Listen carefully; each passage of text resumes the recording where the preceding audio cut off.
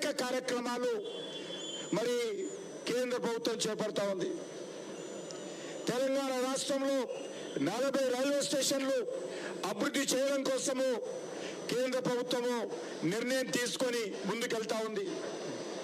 ఇప్పటికే కరీంనగర్, వరంగల్, మన బేగంపేట రైల్వే స్టేషన్లు ప్రారంభించుకుంటున్నాం. మన హైదరాబాద్ నగరంలో ఉన్నటువంటి బేగంపేట రైల్వే స్టేషను ఒక ఆదర్శమైనటువంటి రైల్వే స్టేషన్గా మొత్తము మహిళలే నిర్వహించేటువంటి కార్యక్రమం ఈరోజు అక్కడ మొత్తం స్టాఫ్ అంతా కూడా బేగంపేట రైల్వే స్టేషన్లో మహిళలు ఉండే విధంగా ప్రధానమంత్రి గారు ఆదేశించారు. అదేవిధంగా ఈరోజు ఉదయం అశ్విని వైష్ణవ్ గారు వరంగల్కి వెళ్ళి వరంగల్లో రైల్ మ్యానుఫ్యాక్చరింగ్ యూనిట్ అత్యంత అద్భుతంగా నిర్మాణం జరుగుతూ ఉంది. 100 కోట్ల రూపాయలు ఖర్చు పెట్టి మన తెలంగాణ రాష్ట్రంలో హైదరాబాద్ తర్వాత అతిపెద్ద నగరమైనటువంటి వరంగల్లో రైళ్లు మ్యానుఫ్యాక్చరింగ్ చేయాలని, రైల్వే కోచ్లు మ్యానుఫ్యాక్చరింగ్ చేయాలని, రైల్వే వ్యాగన్లు మ్యానుఫ్యాక్చరింగ్ చేయాలని నరేంద్ర మోడీ గారి ఆదేశాలతో అశ్విని వైష్ణవ్ గారు నిర్ణయం తీసుకొని ఈరోజు అక్కడ రైల్ మ్యానుఫ్యాక్చరింగ్ యూనిట్ మరి నిర్మాణం చాలా వేగవంతంగా జరుగుతూ ఉంది.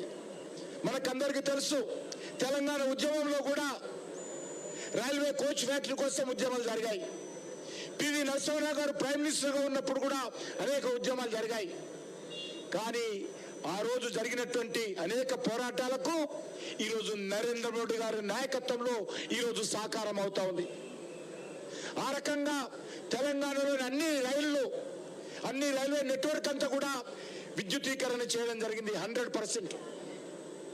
అనేకమైనటువంటి అన్ని రైల్వే స్టేషన్లు ఫ్రీ వైఫై సౌకర్యం కూడా కల్పించడం జరిగింది. మరి ఈరోజు హైదరాబాద్ నగరంలో ఇప్పటికే 3 పెద్ద రైల్వే స్టేషన్లు ఉండేవి. ఒకటి కాచిగూడ మనది, రెండోది నాంపల్లి హైదరాబాదు, మూడోది సికింద్రాబాదు. దీనికి తోడు మరి 4వ రైల్వే స్టేషన్ టెర్మినల్ గా చెర్లపల్లి కూడా అశ్విని వైష్ణవ్ గారి నేతృత్వంలో దానికి భూమి పూజ చేసి అది నిర్మాణం చేసి ప్రధానమంత్రి గారి చేతుల మీదుగా మన తెలంగాణ ప్రజలకు ఆ యొక్క చెర్లపల్లి రైల్వే స్టేషన్ కూడా డెడికేట్ చేయడం జరిగింది. మరి ఈరోజు సికింద్రాబాద్ రైల్వే స్టేషన్ కూడా 720 కోట్ల రూపాయలతోటి దాన్ని కూడా అభివృద్ధి చేస్తా ఉన్నాం. వచ్చే సంవత్సరము అద్భుతంగా ఎయిర్పోర్ట్ ఏ రకంగా ఉంటుందో శంషాబాద్ లో మన రైల్వే స్టేషన్ కూడా అదే విధంగా అదే స్థాయిలో అభివృద్ధి జరుగుతూ ఉంది అనే విషయాన్ని సందర్భంగా మనం చేస్తా ఉన్నాను.